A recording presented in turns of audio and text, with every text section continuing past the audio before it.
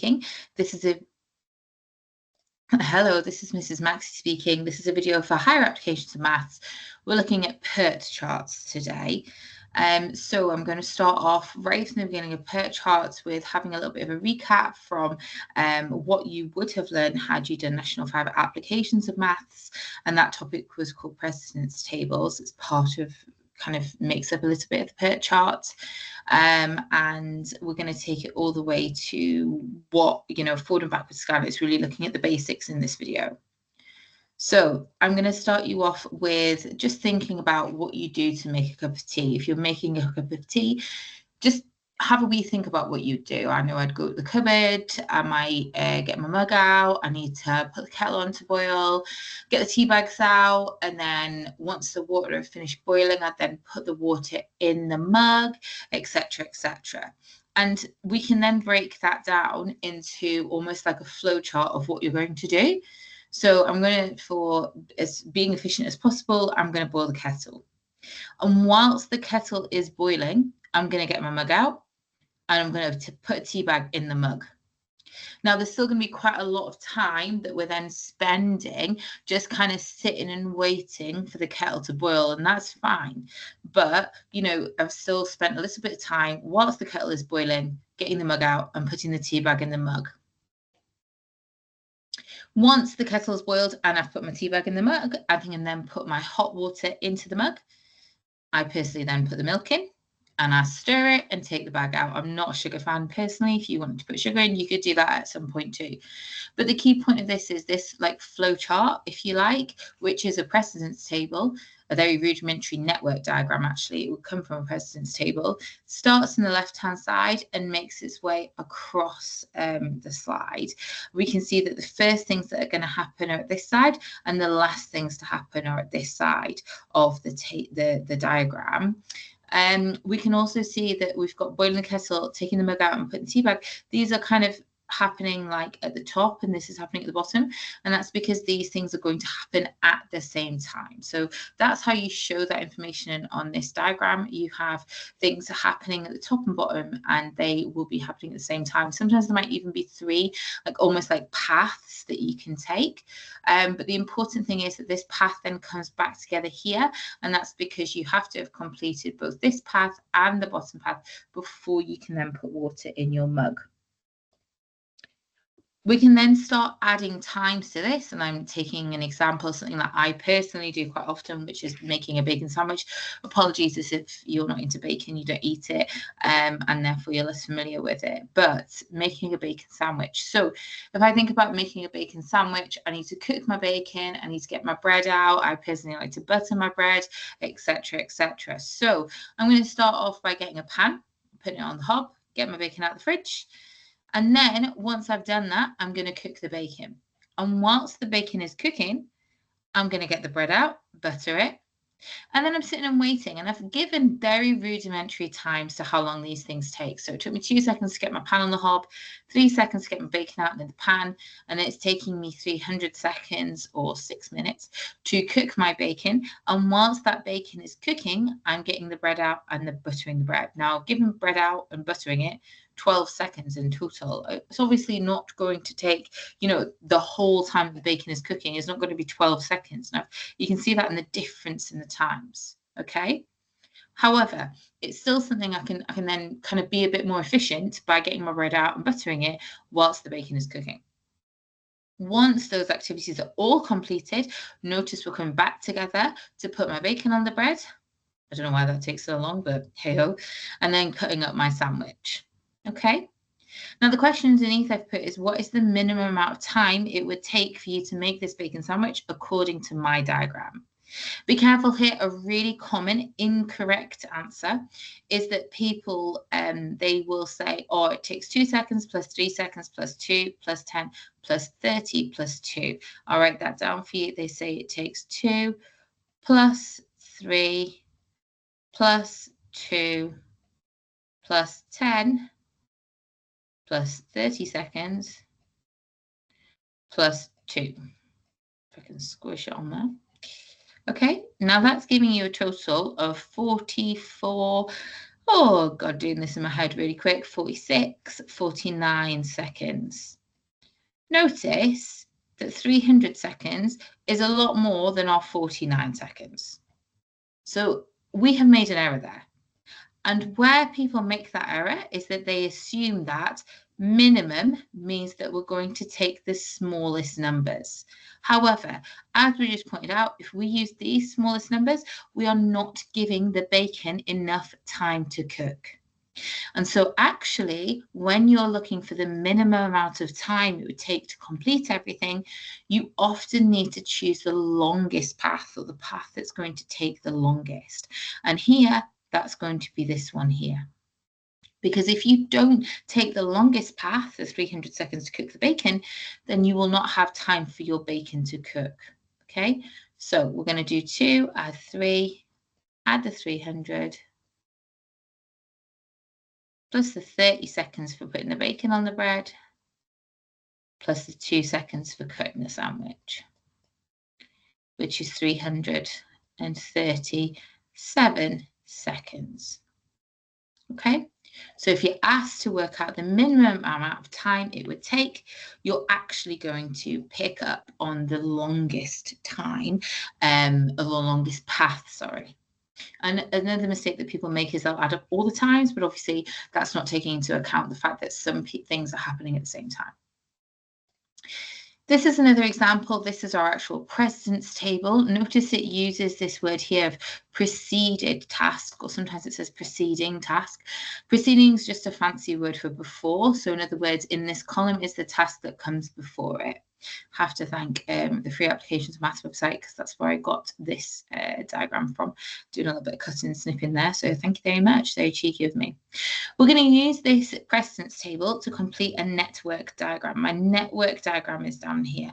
And again, it's a very, very simple example. I'm very aware that we're not actually going to make spaghetti, for example, make a big sandwich, make a cup of tea using these diagrams. They're for much more complicated examples in industry in particular.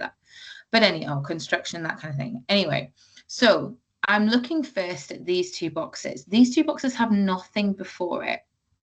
So I'm going to look in the preceding task column, bearing in mind that I know that preceding just means before, and I can see that both A and D have nothing in front of it.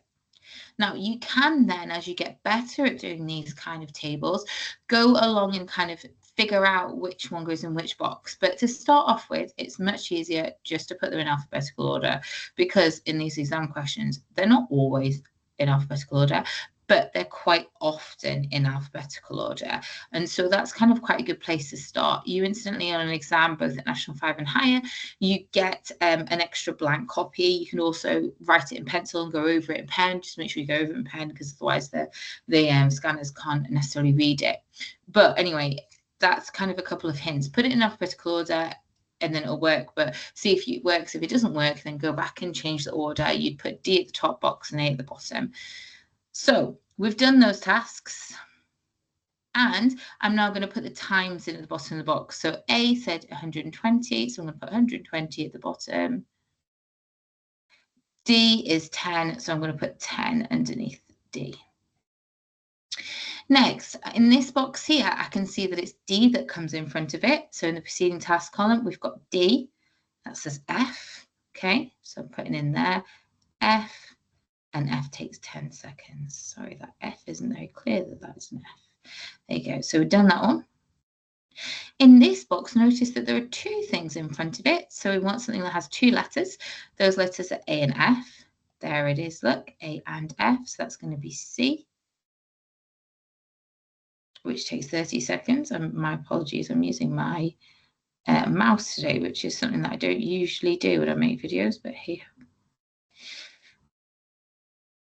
After that, we've got something that has C before it. That's B, 300. So fill in there, B, 300. And then finally, our final box should be something with B in front of it. It is, that's E, 40. I said to you before, if it doesn't work, that's if you've suddenly got something which doesn't fit in the right boxes. So for example, I don't know, you get to this point here and you've put D there, and notice that C needed A and F, but then that would be D in front of it. And so you're like, actually, this doesn't work. And that's when you can rub it out, start again, or go to the back of your paper and start again. So that is completing a very simple network diagram from a precedence table. And you would then be asked, or often be asked, what's the minimum time it would take to make spaghetti? Just like we were before, notice that we've got these things happening at the same time. A is happening at the same time as D and F. So we can either take D and F, which is 10 plus 10 or 20, or A, which is 120. Even though it's asking for minimum time, we know that if we don't take A, 120, we're not going to have time for A to finish. In other words, if you just give this section 20 seconds, A has not happened. So therefore, your minimum amount of time is going to be going along this path here, the other path being this one down there, which is 120 plus 30 plus 300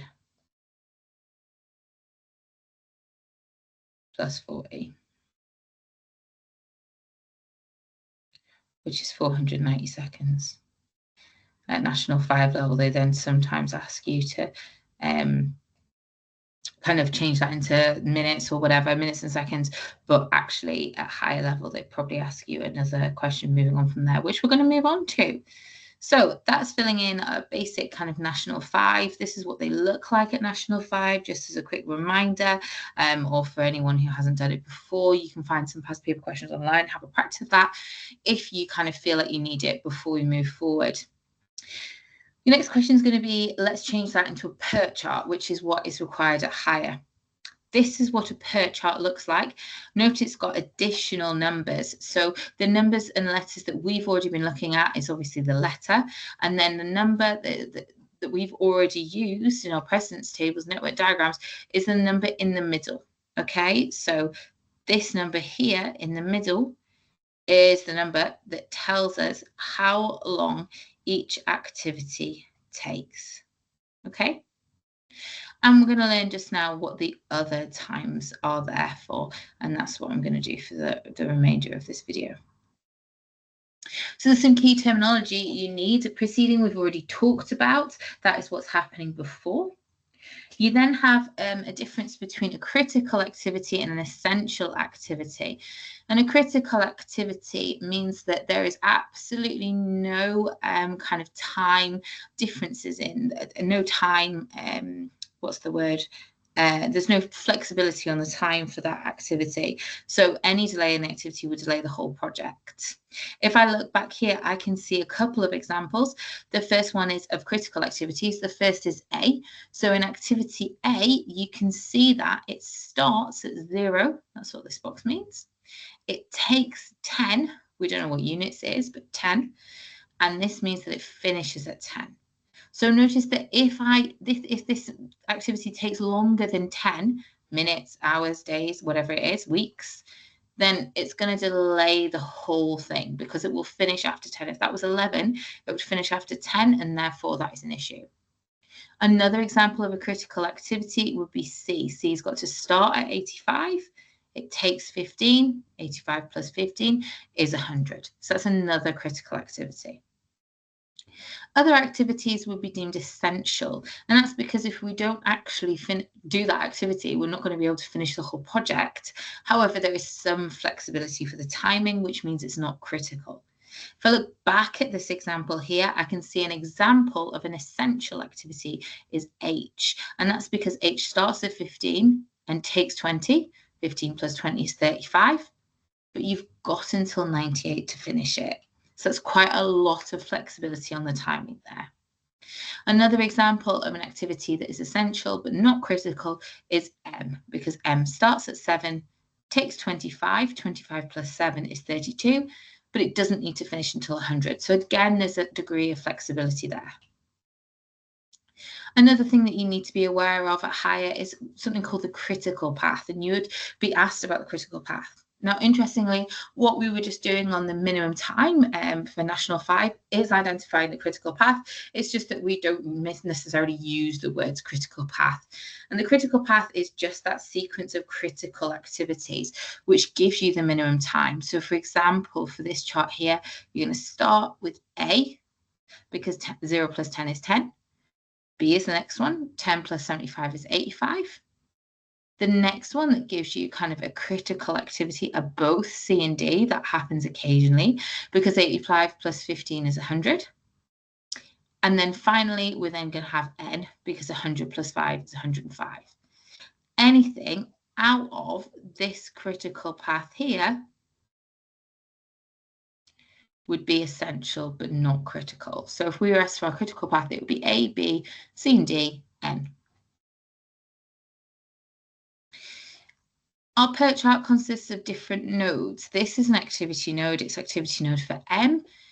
Like I said to you, we've got our earliest start time, the length of the activity, and the latest finish time. So if we finish after that time, we'll delay the project. And you can work out what's called the float time for any activities. And the float time is the amount that an activity can be delayed by. Critical activities obviously have no float time because the float time is that degree of flexibility. However, this activity node here, activity M, we know 7 plus 25 is 32.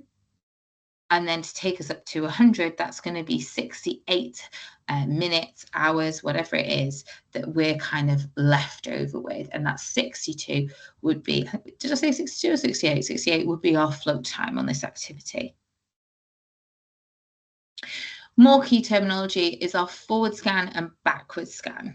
We're going to complete a forward scan when we fill in the beginning numbers, and we will complete a backward scan when we fill in the numbers at the end. I'm going to show you how to do that now. This is often kind of an extra couple of marks, maybe up to 4 marks in an exam question. So we're going to complete this. Here's another PERT chart here. We're going to complete this PERT chart by filling in the numbers for it's already filled in with the numbers from a precedence table and the letters, and we're just going to complete the forward scan and the backward scan. Incidentally, in an exam, what's already filled in here, if you were asked to do that, would take you 1 mark, 2 marks for the forward scan, 2 marks for the backward scan.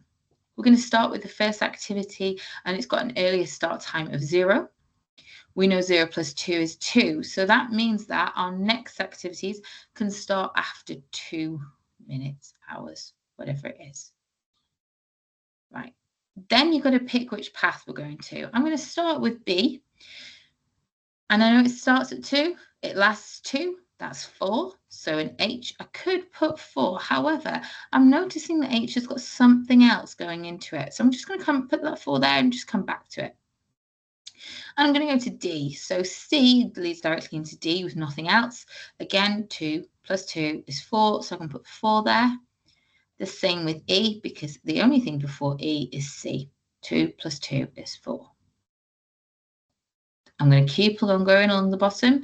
So if E feeds into F and G, nothing else feeds into them. 4 plus 3 is 7. So I can put that 7 in there to both of them, just like that. But then when I go to I, there's not just F and G feeding into it, there's also H. So I'm going to come back to that one and I'm going to concentrate on H.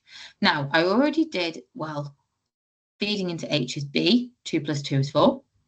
I'm now going to look at activity D, because D also feeds into H. I can see that from the arrows. And 4 plus 3 is 7. Now, I've got to have the same thought concept that we had with the National 5 questions.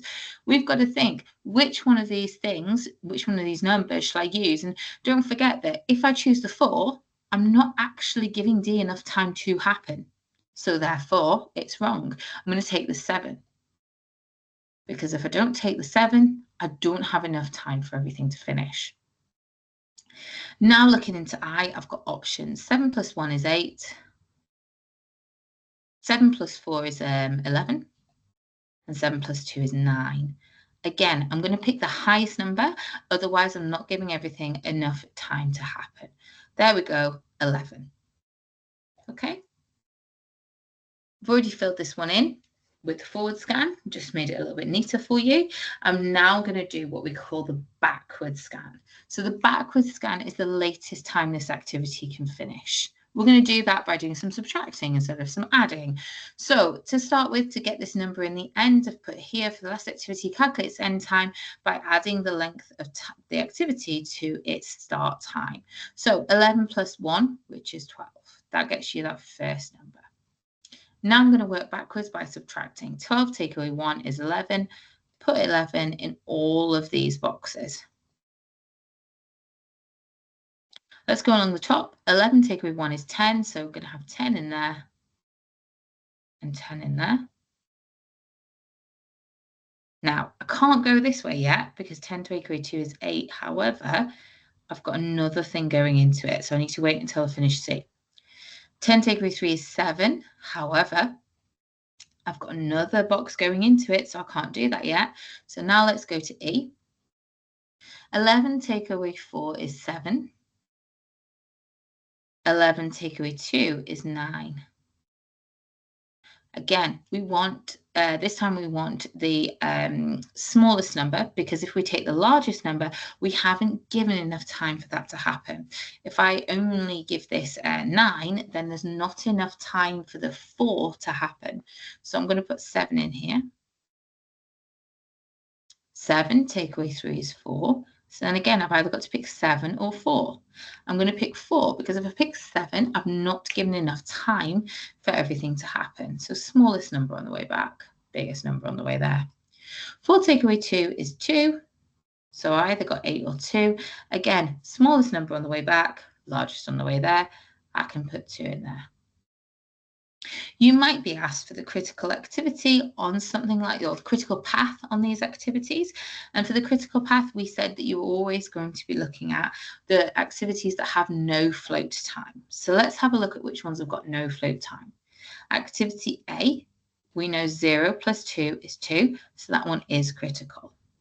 Activity C, 2 plus 2 is 4, so that is critical. Okay. However, if I look at activity B, 2 plus 2, it's not 10, it's only 4. So that one is not critical. If I go to D, 4 plus 3 is 7, not 10, not critical. I've got 3 hours or 3 minutes, whatever it is, float time. It would tell you on the table, by the way, what that is. And then E, 4 plus 3 is 7. Yep. F, 7 plus 4 is 11. And it's going to be I. We can check it. 11 plus 1 is 12. It's going to be I. It's the only activity happening at that time. So the ones I've highlighted in yellow, A, C, E, F, I, would be my critical path. This is what a question would look like in an exam. Okay, you would be given a lot more writing than this, and there will be another video on my YouTube channel which gives you me going through a past paper question, but this is a question just here about icing in the cake. You'll be given a precedence table just like one we'd seen, and then be expected to complete it below. I'm then going to go through some kind of questions about critical path. So this is the exact same diagram that I've just completed with you. We said the critical path would be A, C, E, F, and I, because all of those activities would be critical. That's what you would write down if you've got a question like this in an assessment or your exam. There we go. Now, you could be asked lots more questions following being asked to do a PERT chart. The first question that you could be asked is something about float time. So what's the float time for activity G? Here's activity G down here. It starts at 7. It takes 2. 7 add 2 is 9. But we've got 11. So we know that 7 add 2 is 9. And 11 take away 9 is 2, so the float time is 2 hours, minutes, whatever units it is. We can be asked the same for B. Here's B up here. 2 plus 2 is 4. From 4 to 10 is 6, so it'd be 6 hours. There's no working required for these questions. They'd be worth 1 mark. Let's do the float time for activity C. Here's activity C here. 2 plus 2 is 4. We've got 4, so the float time for that activity is 0. There is no float time. Minimum completion time for the whole project is always just going to be that number at the end. Incidentally, if you have multiple boxes at the end, they should all have the same end time. 12. That one there. If activity C was delayed by 3 hours, would we be able to complete, apologies for that, would we be able to complete the project in 12 hours? Here is C. So on C, we know 2 plus 2 is 4. So there is no float time for C. So would we be able to complete the project in 12 hours? No, it would be delayed by 3 hours.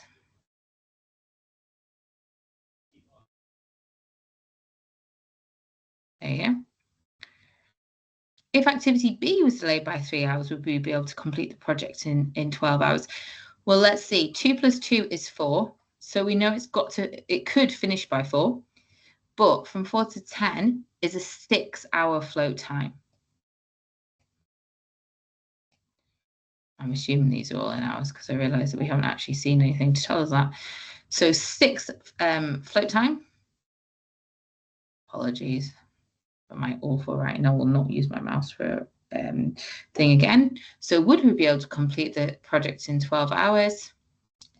Yes, because 3 is smaller than our float time of 6.